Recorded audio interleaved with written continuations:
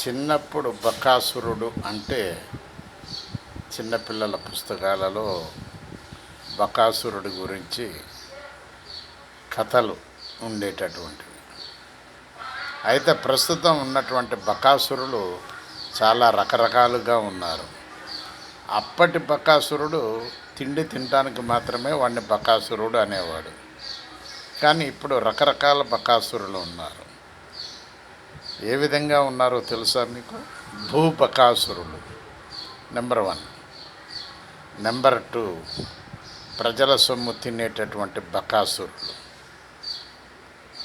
Number 3 ఏదైనా మనం government ఆఫీసులకు పోతే అక్కడ లంచావతారాలు ఉంటారు, అదొక రకమైన బకాసురులు.